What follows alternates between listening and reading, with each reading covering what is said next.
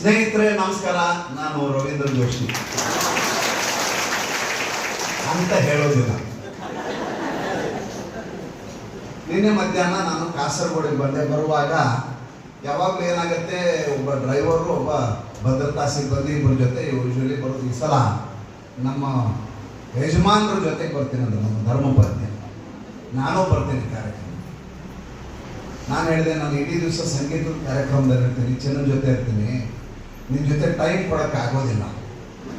ಅವಳು ಹೇಳಿದ್ರು, ನಿಮ್ಮ ಪಾಡಿಗೆ ನೀವು ಕಾರ್ಯಕ್ರಮ ಮಾಡಿ, ನಾನು ಅಲ್ಲಿ ಶಾಪಿಂಗಿಗೆ ಅರೇಂಜ್ ಮಾಡಿಬಿಡಿ, ನನ್ನ ಪಾಡಿಗೆ ನಾನು ಹೋಗ್ತೇನೆ.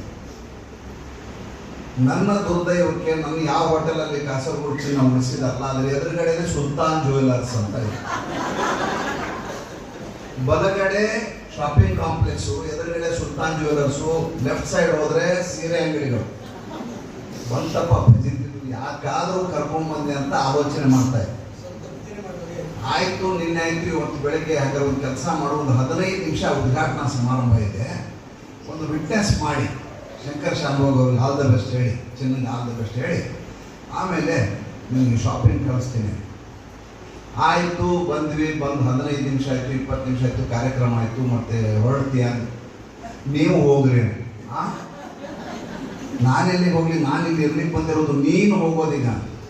ಇಲ್ಲ, ನಾನು ಪೂರ್ತಿ ಶಿಬಿರದಲ್ಲಿ ಕೂತ್ಕೊಂಡು ಶಿಬಿರಾರ್ಥಿಯಾಗಿ ಇದ್ರ ಪೂರ್ತಿ ಕಾರ್ಯಕ್ರಮ.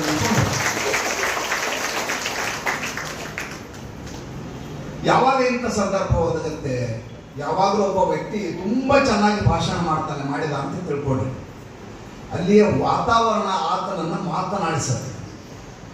ಒಬ್ಬ ಗಾಯಕ ಸುಂದರವಾಗಿ ಹಾಡು ತಲ್ಲೀನನಾಗಿ ತನ್ಮಯತೆಯಿಂದ ಹಾಡು ಹೇಳ್ದ ಅಂತ ಅನ್ಕೊಳ್ಳಿ, ಮಧುರವಾಗಿ ಹಾಡು. ಅಲ್ಲಿರುವಂಥ ಸಭಿಕರು ಆ ರೀತಿ ಸ್ವೀಕರಿಸುವಂಥ ರಸಿಕರಾಗಿರ್ತಾರೆ. ಅವಾಗ ಮಾತ್ರ ಆತ ಅಷ್ಟು ಅದ್ಭುತವಾಗಿ ಮನಮೋಹಕವಾಗಿ ಹಾಡನ್ನು ಹೇಳಲಿಕ್ಕೆ ಸಾಧ್ಯ, ಇಲ್ಲದಿದ್ರೆ ಹಾಡಲಿಕ್ಕಾಗಲ್ಲ. ನನ್ನ ಪತ್ನಿ ಇಲ್ಲಿ ಬಂದು, ಅವಳ ಆಲೋಚನೆ ಇರಲಿಲ್ಲ ಶಿವರಾತ್ರಿ ಆಗಬೇಕು ಅಂತ. ಅವಳಿಗೂ ಸಂಗೀತಕ್ಕೂ ಪಾಪ ಏನು ಸಂಬಂಧ ಇಲ್ಲ. ನಮ್ಮ ಜೊತೆ ಇದ್ಮೇಲೆ ಸಂಗೀತಕ್ಕೆ ಹೆಂಗೆ ಸಂಬಂಧ ಬರುತ್ತೆ? ಆಗಬೇಕು ಅಂದರೆ ಶಂಕರ್ ಶಾನ್ಭೋಗ್ ಅವರ ಮಾತು ಅವಳ ಮೇಲೆ ಅಷ್ಟು ಪರಿಣಾಮವನ್ನು ಬೀರಿದ್ರೆ ಮಾತ್ರ ಹಾಗೆ ಕೊಡಲಿಕ್ಕೆ ಸಾಧ್ಯವಿಲ್ಲ, ಇಲ್ಲದಿದ್ರೆ ಸಾಧ್ಯ ಇಲ್ಲ. ನಾವು ದ್ವಾಪರ ಯುಗದ ಕಥೆಯನ್ನು ಹೇಳ್ತೀವಿ. ನಾವು ಗೋಪಾಲ ಸ್ವಾಮಿ ದೇವಸ್ಥಾನದಲ್ಲೇ ಇದ್ದೀವಿ. ಕೃಷ್ಣ ಕೊಳಲನ್ನು ಊದ್ತಾ ಇದ್ರೆ ಹಸುಗಳೆಲ್ಲ ಬಂದು ಎದುರುಗಡೆ ಕೇಳ್ತಾ ನಿಲ್ಲೋದು. ಕೃಷ್ಣನ ಕೊಳಲಿಗೆ ಅಂಥದ್ದೊಂದು ಮಾದಕತೆ ಇತ್ತು, ಅಂಥ ಮಂತ್ರಮುಗ್ಧಗೊಳಿಸುವಂಥ ಸ್ವರ ಇತ್ತು, ಮಾಧುರ್ಯ ಇತ್ತು.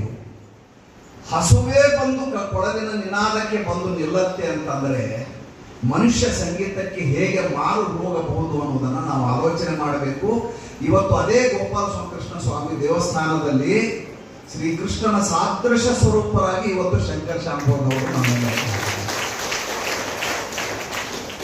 ನಾನು ಲಂಚ್ ಬ್ರೇಕಲ್ಲಿ ನನ್ನ ಹೆಂಡತಿಗೆ ಒಂದು ಮಾತನ್ನು ಹೇಳ್ತಾ ಇದ್ದೆ. ನಾವು ಯಾವಾಗಲೂ ಆತಂಕದಲ್ಲಿರ್ತೀವಿ ಹಿಂದೂಗಳು.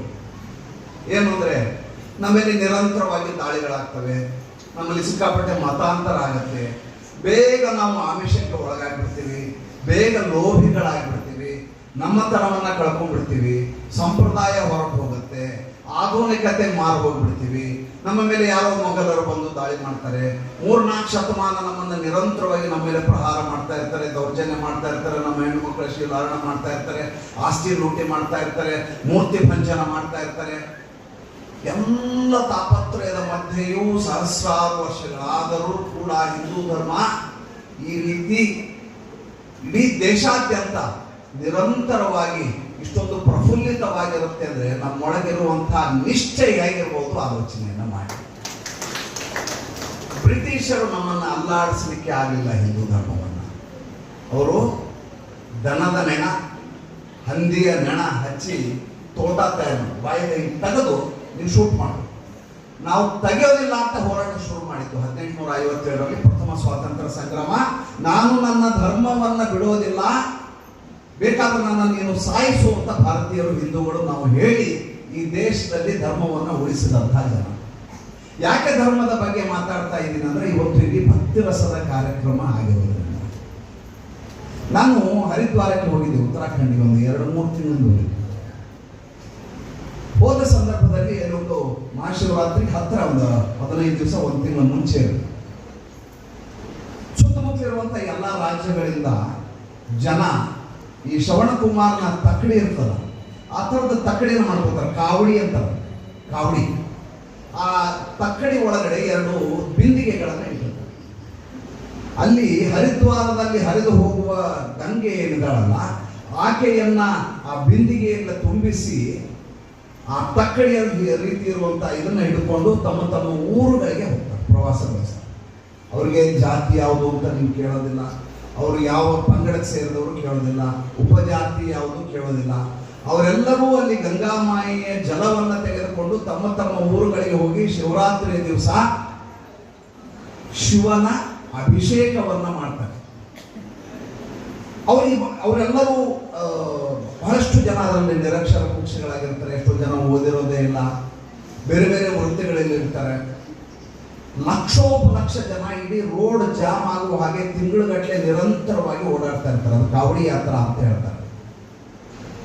ನಾನು ಯಾಕೆ ಇಲ್ಲಿ ಪ್ರಸ್ತಾಪ ಮಾಡಿದೆ ಅಂದ್ರೆ, ಭಾರತ ದೇಶದ ವೈಶಿಷ್ಟ್ಯ ಏನಂದ್ರೆ, ಇವತ್ತು ನಾವು ಇಲ್ಲಿ ಕುಂಬಳೆಯಲ್ಲಿ ಕೂತ್ಕೊಂಡು ಗೋಪಾಲಕೃಷ್ಣನ ದೇವಸ್ಥಾನದಲ್ಲಿ 600 ಜನ ಸೋದರಿಯರು ತಾಯಂದಿರು ಕೂತ್ಕೊಂಡು ಇಲ್ಲಿ ದೇವರ ಧ್ಯಾನವನ್ನು ಮಾಡ್ತಾ ಇದ್ದೀವಿ, ಹಾಡನ್ನು ಹೇಳ್ತಾ ಇದ್ದೀವಿ. ತನ್ಮೂಲಕ ದೇವರನ್ನ ಒಲಿಸಿಕೊಳ್ಳುವಂತ ಮತ್ತು ನಮಗೆ ನಾವು ಸಾರ್ಥಕ್ಯವನ್ನು ಅನುಭವಿಸುವಂತ ಒಂದು ಪ್ರಕ್ರಿಯೆಗೆ ಒಳಪಡಿಸಿಕೊಂಡಿದ್ದೀವಿ.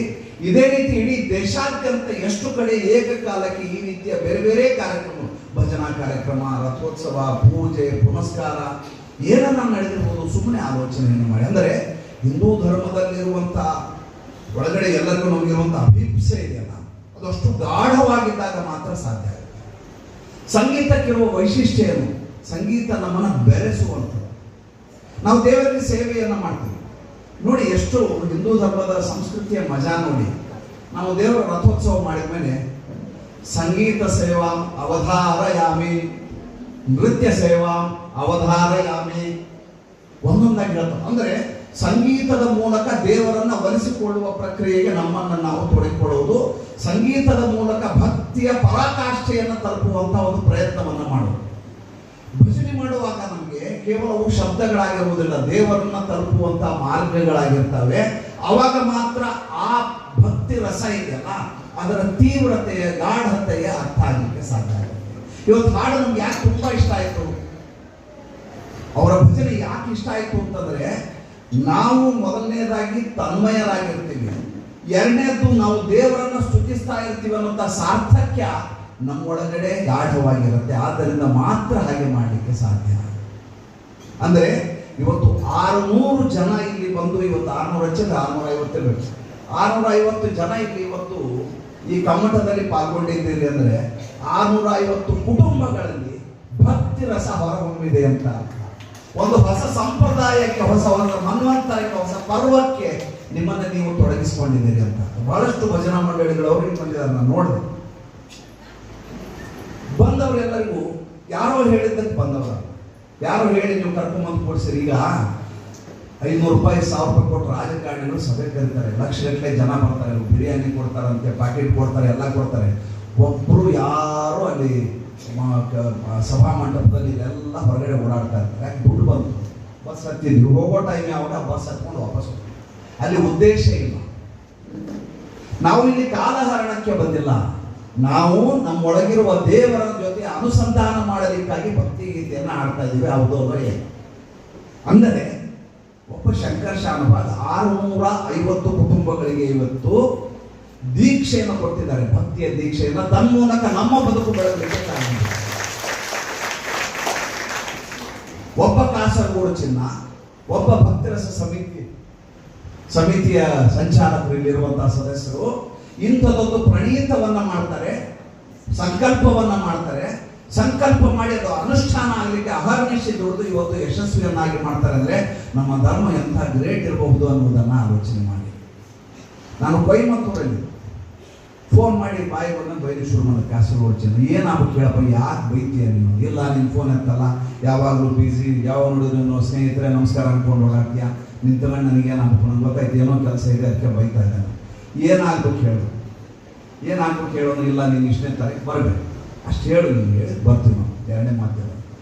ಇಲ್ಲ, ನೀನು ಶೂಟಿಂಗು ಅದು ಇದು ಅಂತ ಎಲ್ಲ ಇರ್ತಾವೆ, ಅದ್ರ ಪಾಡಿಗೆ ಅದು ಇರುತ್ತೆ, ಅದ್ರ ಪಾಡಿಗೆ ಅದು ನಡೀತಾ ಇರ್ತದೆ, ಇದ್ರ ಪಾಡಿಗೆ ಇದು ನಡೀತದೆ. ನಮಗೊಂದು ಲಾಭ ಏನು ಅಂತಂದ್ರೆ, ಇಲ್ಲಿ ಬಂದಾಗ ನಾವು ಇಂಥದ್ದೊಂದು ದೊಡ್ಡ ಕಾರ್ಯಕ್ರಮವನ್ನು ಸಂಘಟನೆ ಮಾಡೋದು ಸುಲಭ ಅಲ್ಲ. ನಮ್ಮ ಧರ್ಮದ ವೈಶಿಷ್ಟ್ಯ ಏನು ಅಂದರೆ, ನಮ್ಮ ಮನೆ ಯಜಮಾನ ಪೂಜೆ ಮಾಡುವಾಗ ಆತನ ತೊಡೆಯನ್ನು ತಟ್ಟಿ ಮಮ ಅಂತ ಹೇಳಿದ್ರೆ ಅದರ ಪುಣ್ಯ ನಮಗೆ ಲಭ್ಯ ಆಗತ್ತೆ. ಇವತ್ತು ಕಾಸರಗೋಡು ಚಿನ್ನ ಮತ್ತು ಅವರ ಸ್ನೇಹಿತ ವರ್ಗದವರೆಲ್ಲ ಸೇರಿ ಮಾಡಿರುವಂತಹ ಈ ಕಮ್ಮಟ ಇದೆಯಲ್ಲ, ಅವರ ಜೊತೆ ಬಂದು ನಿಂತುಬಿಟ್ರೆ ಅದರ ಪುಣ್ಯ ನಮಗೆ ಲಭ್ಯ ಆಗತ್ತೆ ಅನ್ನುವಂಥ ನಂಬಿಕೆ ನಮಗೆ. ಇದು ತುಂಬಾ ಅದ್ಭುತವಾದಂಥ ಕಾರ್ಯಕ್ರಮ ನೋಡಿ. ಸಂಗೀತಕ್ಕಿರುವಂಥ ಮೂದಾನೆ ಅದು, ಸಂಗೀತಕ್ಕಿರುವಂಥ ಸ್ವಭಾವ ಅದು ಏನಂದ್ರೆ, ಅದು ಎಂಥವರನ್ನು ಮಾರ್ಗೊಳಿಸಿಬಿಡೋದು. ಎಂಥವರೇ ಅದು. ಚಂದ್ರಮತಿಯ ಕಥೆಯನ್ನು ಕೇಳಬೇಕು. ಅಷ್ಟಾವಂಕರ ಹಿಂದೆ ಹಾಕಿ ಹೋಗಿದ್ದೆ ಆ ಕಾರಣ.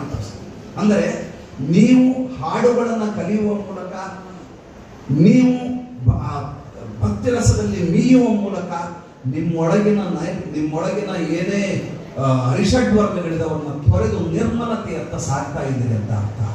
ಇದು ಕೇವಲ ಒಂದು ದಿನದ ಕಮ್ಮಟವಾಗಲಾರದೆ ಇದೊಂದು ಅಭಿಯಾನವಾಗಬೇಕು. ಪ್ರತಿ ವರ್ಷ ಇಂಥ ಕಾರ್ಯಕ್ರಮಗಳಾಗಬೇಕು. ಒಂದು ದಿನದಲ್ಲಿ 4 ಹಾಡು ಹೇಳ್ಕೊಡೋದು ಹುಡುಗಾಟದ ಮಾತಲ್ಲ. ಕನಿಷ್ಠ 1 ತಿಂಗಳು ಬೇಕು. ಒಂದು ವಾರದಲ್ಲಿ 3 ಕ್ಲಾಸ್ ಅಂತ ಮಾಡಿದರೆ 4 ವಾರಗಳಲ್ಲಿ ಈ 4 ಹಾಡು ಕಲೀಲಿಕ್ಕೆ ಸಾಧ್ಯ ಆಗುತ್ತೆ. ನನಗೆ ಗೊತ್ತಿರೋ ಹಾಗೆ, ನನಗೂ ಕೆಲವೊಂದು ಸಂಗೀತಗಾರರೆಲ್ಲ ಸ್ನೇಹಿತರು ಹೇಳೋದಂತ ಕೇಳಿರೋದು. ಆದರೆ ನೋಡಿ ಎಂಥ ಆಶ್ಚರ್ಯ, ಎಂಥ ಕೌತುಕ ಅಂತಂದರೆ, ಒಂದೇ ದಿನದಲ್ಲಿ 4 ಹಾಡುಗಳನ್ನು ನೀವು ಕಲ್ತಿದ್ದೀರಿ. ಕಲಿಯುವುದಷ್ಟೇ ಅಲ್ಲ, ಕಲಿತ ಸಾರ್ಥಕ್ಯವನ್ನು ಅನುಭವಿಸ್ತಾ ಇದ್ದೀರಿ. ಇದಕ್ಕಿಂತ ದೊಡ್ಡ ಸಾಧನೆ ಜೀವನದಲ್ಲಿ ಇನ್ನೇನಿದೆ. ಮತ್ತೆ ಇಂಥ ಕಾರ್ಯಕ್ರಮಗಳಾಗುವಂಥ ಹಾರೈಸ ನನ್ನ ಮಾತು ಮುಗಿಸ್ತೇನೆ. ನಮಸ್ಕಾರ.